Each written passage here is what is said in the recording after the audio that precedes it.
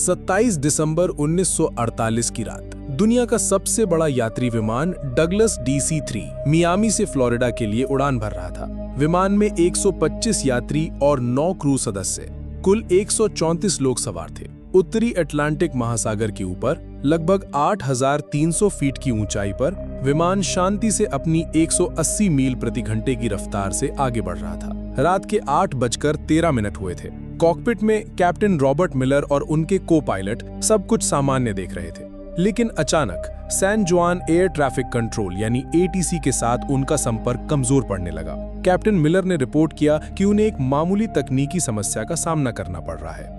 ये उनकी आखिरी आवाज थी। इसके ठीक 10 सेकंड के अंदर विमान ATC के रडार से हमेशा के लिए गायब हो गया। विमान की आखिरी लोकेशन बरमूडा ट्रायंगल के ठीक बीच में थी। उस रात जो हुआ वो किसी तकनीकी खराबी से कहीं ज्यादा भयानक था। विमान दुनिया की सबसे रहस्यमयी जगह बरमूडा ट्रायंगल के एक ऐसे बवंडर में फंस गया था जिसके बारे में किसी ने न कभी सुना था न कभी देखा था। पलक झपकते ही विमान के अंदर चीख पुकार मच गई। कैप्टन मिलर ने अपनी पूरी ताकत से प्लेन को संभालने की कोशिश की, लेकिन तब तक बहुत देर हो चुकी थी। तूफान ने पूरे विमान को अपनी चपेट में ले लिया था और उसे किसी खिलौने की तरह घुमा रहा था। प्लेन के सारे इलेक्ट्रॉनिक उपकरण, कंपास, रेडार सब कुछ बंद हो चुका था। विमान अब किसी इंसान के नियंत्रण में नहीं था, वो सिर्फ तूफान की रफ्तार से अंधाधुंध उड़े जा रहा था। लगभग आधा घंटा उस जानलेवा बवंडर में जूझने के बाद जब विमान तूफान से बाहर निकला तो चारों तरफ सिर्फ अंतहीन समंदर था। प्लेन के इंजन अभी भी काम नहीं कर रहे थे और वो धीरे धीरे नीचे की ओर गिर रहा था। तभी को पायलट की नजर सामने एक द्वीप पर पड़ी। वो एक अनजान, अनछुआ द्वीप था। सबको पता था कि उनकी मौत बस कुछ ही पलों की दूरी पर है। विमान उस द्वीप पर मौजूद एक विशालकाय पुराने पेड़ से जा टकराया। पेड़ की सैकड़ों मोटी डालियों ने विमान को किसी जाल की तरह अपने अंदर फंसा लिया और यही वो चमत्कार था जिसने 134 लोगों की जान बचा ली। विमान के पेड़ में फंस जाने से यात्रियों की जान तो बच गई, लेकिन ये एक दर्दनाक शुरुआत थी। विमान के अंदर से कराहने और रोने की आवाजें आ रही थी। कैप्टन रॉबर्ट मिलर, जिनका सिर एक पैनल से टकरा गया था, होश में आते ही हरकत में आ गए। उन्होंने तुरंत लोगों को शांत कराया। विमान में सवार एक retired army doctor Evelyn read ने बिना समय गंवाए घायलों की देखभाल शुरू कर दी। कुल 10 लोग गंभीर रूप से घायल थे। किसी का हाथ टूटा था, किसी का पैर, तो 2 लोगों के सिर पर गहरी चोटें आई थी। बाकी सभी लोग सदमे में थे लेकिन सुरक्षित थे। जब सब धीरे धीरे विमान से नीचे उतरे तो उन्होंने महसूस किया कि वे कहां आ फंसे हैं। ये एक ऐसा द्वीप था जो किसी नक्शे पर मौजूद नहीं था। चारों तरफ घना जंगल, अजीबोगरीब पेड़ पौधे और एक अनजानी खामोशी थी। सबसे पहली और सबसे बड़ी चुनौती थी पानी। हर कोई प्यासा था, लेकिन पूरे द्वीप पर दूर दूर तक किसी नदी, झरने या साफ पानी के स्रोत का कोई निशान नहीं था। उनकी एकमात्र उम्मीद अब सिर्फ बारिश का पानी थी। कैप्टन मिलर ने अपने अनुभव का इस्तेमाल करते हुए लोगों को समूहों में बांटा। एक समूह को विमान के मलबे से खाने पीने का सामान, दवाइयां और काम की चीजें निकालने का काम सौंपा गया। दूसरा समूह कैप्टन के साथ मिलकर रात गुजारने के लिए एक अस्थायी आश्रय बनाने में जुट गया। उन्होंने विमान की टूटी हुई सीटों, धातु की चादरों और बड़े बड़े पत्तों का इस्तेमाल करके एक काम चलाऊ छत तैयार की जो उन्हें रात की ठंड और संभावित बारिश से बचा सके। उस पहली रात जब वे एक दूसरे से सट कर बैठे थे तो उनके दिलों में एक ही सवाल था, क्या कोई उन्हें ढूंढने आएगा? क्या वे कभी इस अनजान जगह से बाहर निकल पाएंगे? दूसरे दिन की सुबह एक नई चुनौती लेकर आई, भोजन की कमी और आग जलाने की तकनीक। विमान से जो थोड़ा बहुत खाना मिला था वो ज्यादा दिन नहीं चलने वाला था। उन्हें द्वीप पर ही भोजन खोजना था, लेकिन कौन सा फल जहरीला है और कौन सा खाने लायक, ये जानने का कोई तरीका नहीं था। इसी कोशिश में एक अधेड़ उम्र के व्यक्ति ने एक अनजान फल खा लिया और कुछ ही घंटों में उसकी तड़प तड़प कर मौत हो गई। ये द्वीप पर हुई पहली मौत थी जिसने सबको अंदर तक हिला के रख दिया। इस घटना के बाद लोगों में डर और सीमित भोजन को लेकर पहला संघर्ष शुरू हुआ, लेकिन कैप्टन मिलर और डॉक्टर एवलिन ने स्थिति को संभाला। उसी शाम एक किशोर लड़के ने, जिसे विज्ञान में रुचि थी, अपने चश्मे के लेंस का उपयोग करके सूरज की किरणों को सूखी पत्तियों पर केंद्रित किया। घंटों की मेहनत के बाद पत्तियों से धुएं की एक पतली लकीर उठी और फिर एक छोटी सी लौ जल उठी। आग। ये उनके लिए किसी जीत से कम नहीं थी। आग न केवल खाना पकाने के लिए जरूरी थी, बल्कि ये रात में जंगली जानवरों को भी दूर रख सकती थी। इसी बीच विमान में एक इंजीनियर आर्थर वैंस ने टूटे हुए रेडियो को ठीक करने की कोशिश की। कड़ी मशक्कत के बाद वो एक कमजोर सिग्नल भेजने में कामयाब रहा। उसने अपनी आखिरी लोकेशन और मदद का संदेश भेजा, लेकिन सामने से कोई जवाब नहीं आया। रेडियो की बैटरी खत्म हो चुकी थी। और संपर्क का एकमात्र जरिया भी टूट चुका था। दिन बीतते गए। जब 10 दिन बाद भी बचाव का कोई संकेत नहीं मिला तो 4 लड़के और एक लड़की का सब्र जवाब दे गया। एक रात जब सब सो रहे थे, वे चुपके से विमान के मलबे से बनी एक छोटी सी नाव लेकर समुद्र में उतर गए। वे फिर कभी लौटकर नहीं आए। उनका क्या हुआ, वे कहां गए, ये एक रहस्य बनकर रह गया। उन 5 लोगों के जाने के बाद बचे हुए लोगों को एहसास हो गया कि उन्हें लंबे समय तक यहीं रहना पड़ेगा। कैप्टन मिलर ने सबको इकट्ठा किया और एक स्थायी व्यवस्था बनाने का प्रस्ताव रखा। काम का बंटवारा किया गया। एक टीम रोजाना भोजन और फल इकट्ठा करने के लिए जंगल में जाती, दूसरी टीम आश्रय को और मजबूत बनाने और उसकी मरम्मत करने का काम करती। डॉक्टर एवलिन और कुछ अन्य लोगों ने घायलों और बीमारों की देखभाल का जिम्मा संभाला। दूसरी ओर अमेरिकी सरकार ने विमान को खोजने के लिए इतिहास का सबसे बड़ा सर्च ऑपरेशन शुरू किया था। अटलांटिक महासागर के चप्पे चप्पे को छान मारा गया, लेकिन विमान का एक टुकड़ा भी नहीं मिला। 1 सप्ताह की लगातार खोज के बाद भी जब कोई सुराग नहीं मिला तो अभियान धीमा पड़ गया। इसी बीच द्वीप पर बचे हुए लोगों ने जीने की कला सीखनी शुरू कर दी थी। उन्होंने द्वीप के पत्थरों और विमान की धातु को घिस-घिस कर चाकू और भाले जैसे औजार बनाए। सबसे बड़ी चुनौती द्वीप के जंगली सुअर थे, जो झुंड में रहते थे और रात में उनके शिविर पर हमला कर देते थे। विमान में एक शिकारी ट्रेनर भी था, जिसने लोगों को भाला चलाना और जाल बिछाना सिखाया। कई दिनों की योजना और अभ्यास के बाद उन्होंने अपने पहले जंगली सुअर का शिकार किया। ये एक भयानक और भावनात्मक क्षण था। शिकार के दौरान 2 लोग घायल हो गए, लेकिन जब वे उस शिकार को लेकर शिविर में लौटे तो ये सिर्फ भोजन नहीं था, ये उनकी एकता और दृढ़ संकल्प की जीत थी। उन्होंने द्वीप के किनारे टूटे हुए नारियल के तनों से रेत पर बड़े-बड़े अक्षरों में हेल्प लिखा, इस उम्मीद में कि शायद कोई गुजरता हुआ जहाज या विमान इसे देख ले। दोस्तों, ये कहानी आपको कैसी लग रही है? उस दर्द और संघर्ष को महसूस कर पा रहे हैं? अगर हाँ, तो प्लीज 1 सेकंड निकालकर वीडियो को लाइक कर दीजिए और मेरे चैनल को सब्सक्राइब करना मत भूलना। आपका एक सब्सक्राइब मुझे ऐसी ही और सच्ची और रोंगटे खड़े कर देने वाली कहानियां आप तक लाने की हिम्मत देता है। और हाँ, कमेंट सेक्शन के बगल में एक नया हाइप बटन आया है। अगर कहानी सच में दिल को छू रही है तो उसे भी जरूर दबाइए। चलिए अब आगे बढ़ते हैं उस दर्दनाक सफर पर। 6 महीने बीत चुके थे। बाहरी दुनिया के लिए NC-16002 विमान और उसमें सवार 134 लोग एक अनसुलझी पहेली बनकर रह गए थे।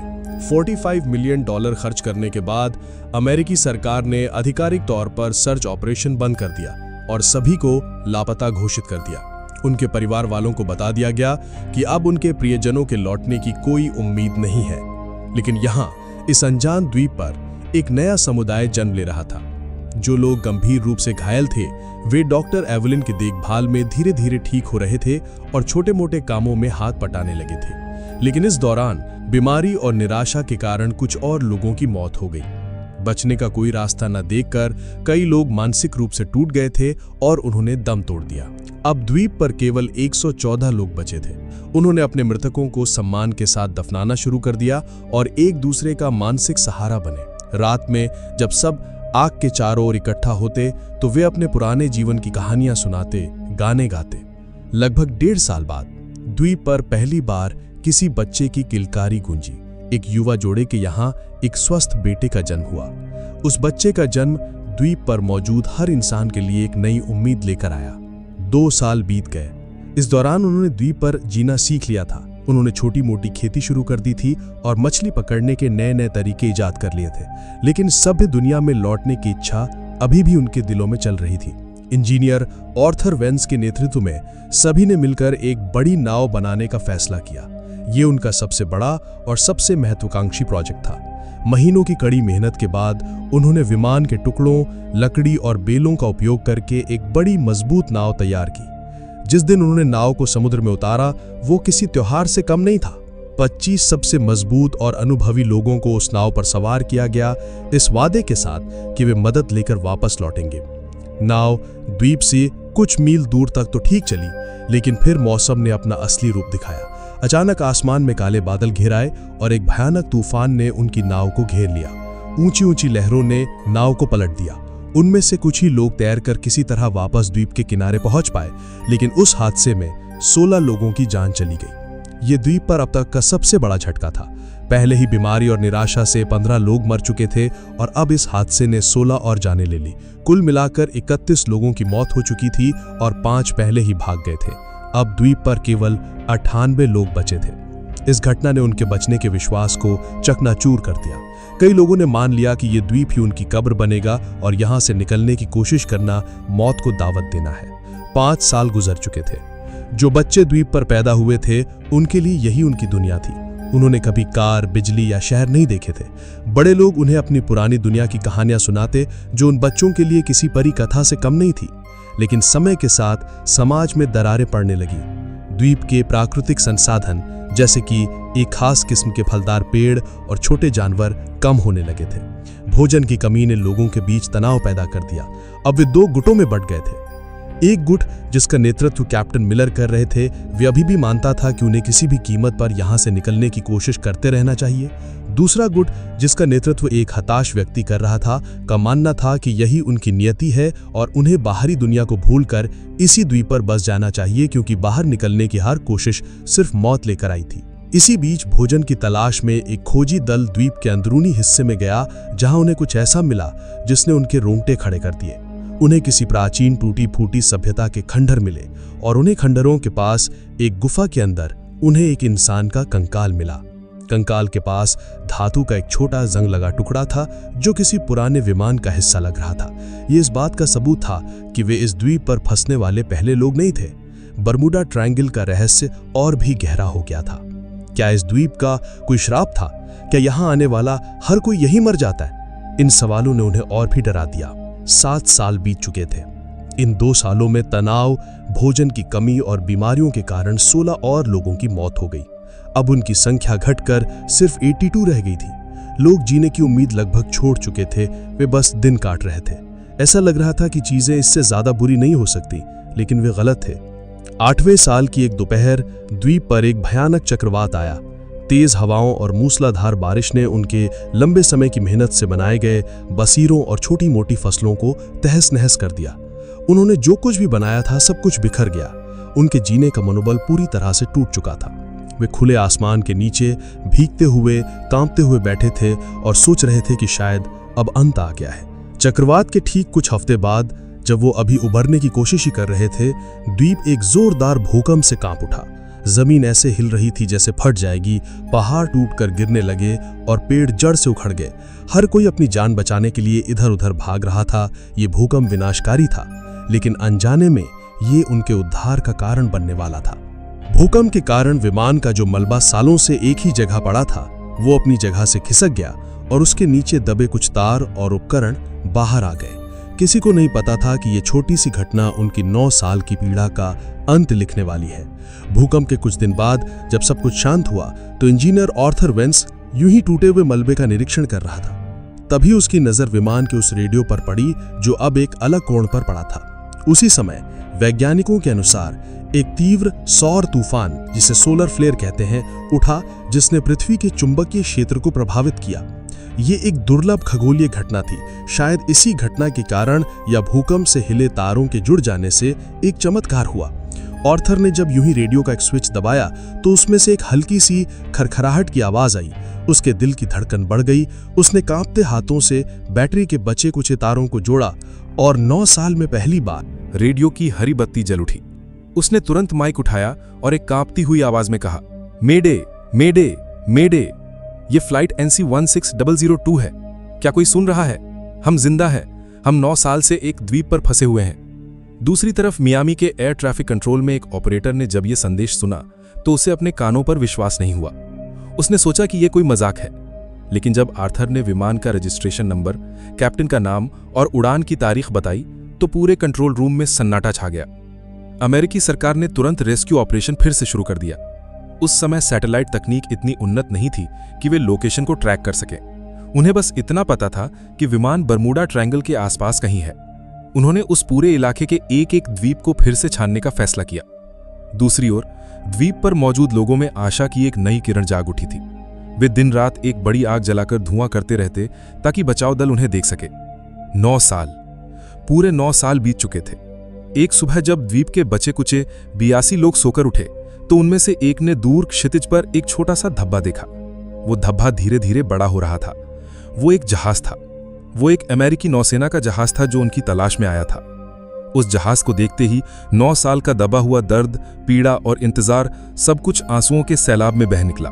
लोग खुशी से चीख रहे थे, रो रहे थे, एक दूसरे को गले लगा रहे थे। वे रेत पर दौड़ते हुए चिल्ला रहे थे, हम बच गए, हम बच गए। जब बचाव दल द्वीप पर उतरा तो वे वहां का दृश्य देखकर सन्न रह गए। जिन्हें दुनिया 9 साल पहले मृत मान चुकी थी, वे आज उनके सामने खड़े थे, थके हुए, कमजोर लेकिन जिंदा। उनकी वापसी की कहानी ने पूरी दुनिया को हिलाकर रख दिया। ये मानव सहन शक्ति और जीवित रहने की इच्छा की एक अविश्वसनीय कहानी थी। जिन परिवारों ने अपने प्रियजनों के लौटने की उम्मीद छोड़ दी थी, वे आज उनसे मिल रहे थे। वो पल इतने भावुक थे कि उन्हें शब्दों में बयां नहीं किया जा सकता। अमेरिका में यह कहानी एक किंवदंती बन गई, जो आज भी लोगों के दिलों में बसी है। ठीक 1 साल बाद 1958 में प्रसिद्ध लेखक जेम्स बाल्डविन ने इन बचे हुए लोगों के अनुभवों पर आधारित एक किताब लिखी, जिसका नाम था lost in the echo, the 9-year survival of flight NC-16002। ये किताब अमेरिका की सबसे ज्यादा बिकने वाली किताबों में से एक बनी। ये सिर्फ एक कहानी नहीं थी, ये उन 82 आत्माओं की दर्दनाक दास्तां थी जिन्होंने 9 साल तक मौत को मात दी और हमें सिखाया कि उम्मीद की एक छोटी सी किरण भी सबसे घने अंधेरे को चीर सकती है।